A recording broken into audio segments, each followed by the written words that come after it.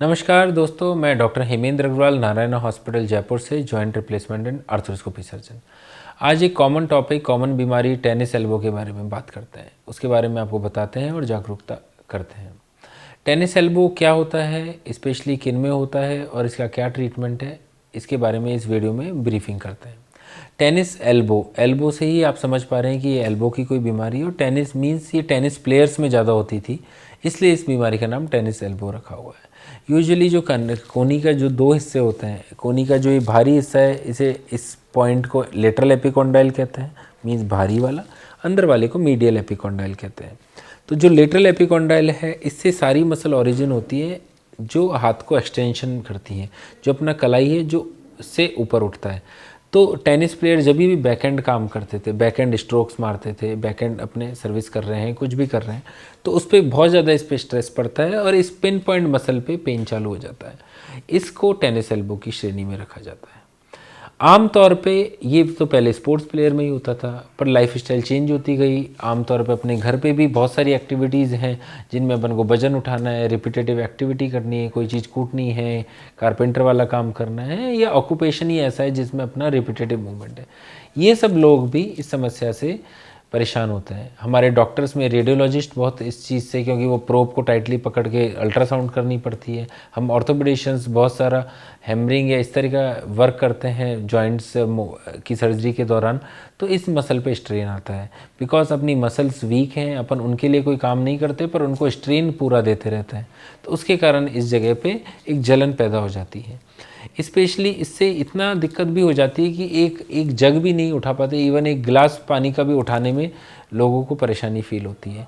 Specially अगर अपन बोलें तो ये 20 से 40 तक में बहुत कॉमन है, क्योंकि यही अपनी एक्टिव उम्र होती है काम करने की, तब ये बहुत ज़्यादा कॉमन होता है। गठिया के मरीज़, थायराइड के मरीज़ में थोड़ा सा ज़्यादा कॉमन है, क्योंकि उनमें जॉइंट रिलेटेड समस्याएं ज़्यादा होती हैं। यूजुअली इसका पेन राउंड द क्लॉक रहता है और अपने एक्सर्शनल एक्टिविटी करने पे बढ़ जाता है, रेस्ट से कम हो जाता है। ट्रीटमेंट रिगार्डिंग क्या करना है? Treatment is very important. अगर आप अर्ली स्टेज में डॉक्टर को जाते हैं, सबसे इंपॉर्टेंट ट्रीटमेंट है रेस्ट टू द पार्ट। 90% इसका यही एडवाइस है, रेस्ट टू द पार्ट। जिस एक्टिविटी गतिविधियों से ये हुआ उसी को कम करना ही इंपॉर्टेंट ट्रीटमेंट प्लान है। अदर क्या ट्रीटमेंट है? अदर ट्रीटमेंट है इसका physiotherapy part. Physiotherapy is very much important and helpful in tennis elbow, जिसमें ड्राई नीडलिंग टेक्निक हो गई या मसल रिलीज टेक्निक हो गई या लोकल अल्ट्रासोनिक थेरेपीज़, इससे आप, और साथ में स्ट्रेचिंग एक्सरसाइज, इन सब फिजियोथेरेपी से आपको इस बीमारी में आराम आता है। Regarding intervention treatment, medical management में तो हम दवाइयाँ देते हैं, पर उसके बाद भी एक ये रजिस्ट्री बीमारी होती है, अपन जल्दी से ठीक नहीं हो रहे होते हैं और इसमें लंबा समय लगता है।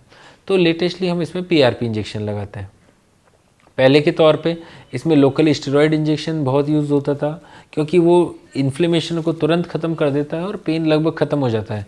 पर पेन ख़त्म होते ही अपन अपनी सारी उसी एक्टिविटी में लग जाते हैं जो पहले करते थे, और 2-3 महीने बाद दोबारा पेन अराइज हो जाता है। तो इसी को देखते हुए जो लेटेस्ट गाइडलाइन है, मींस जो लेटेस्ट ट्रेंड है, उसमें हम इसमें पीआरपी इंजेक्शन लगाते हैं कि प्लाज्मा लिया, उसमें से प्लेटलेट ड्राइव करी, उसको लोकली लगाया। तो उसमें पीडीजीएफ फैक्टर होते हैं, वो नेचुरल हीलिंग में हेल्प करते हैं। और 2 और 3 पीआरपी के इंजेक्शन से धीरे धीरे धीरे करके आप इस बीमारी से ठीक हो जाते हो। अगर उसके बाद भी अगर ठीक नहीं होते हैं, बहुत रजिस्टिव हैं, आप अपना पेन से काफ़ी परेशान हैं, देन आता है सर्जिकल ट्रीटमेंट कि इस मसल को रिलीज़ करना है। That is very rare to do, means 1000 में से 5 लोगों को ही नीड हो सकती है, बाकी सब लोग इन सब कंजर्वेटिव मैनेज से ठीक हो जाते हैं। उसमें क्या होता है, दूरबीन की मदद से हम इस मसल को रिलीज़ करते हैं। आर्थ्रोस्कोपी, कोनी की आर्थ्रोस्कोपी, हो सकता है आपको सुनने में नया लग रहा हो कि कोनी की भी आर्थ्रोस्कोपी होती है क्या, पर हम लोग करते हैं। कोनी की दूरबीन की मदद से इस मसल को रिलीज़ किया और उस जिस मसल में टाइटनेस या कॉन्ट्रैक्चर या स्टिफनेस आ रखी, उसको उस लेटरल एपिकोंडाइल से रिसेशन कर देते हैं।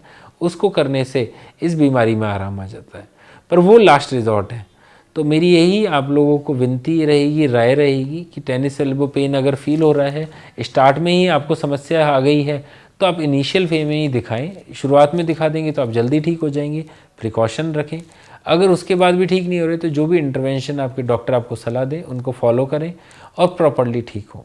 तो नहीं तो ये आपको लंबी समय तक ये दिक्कत देती रहेगी। Thank you.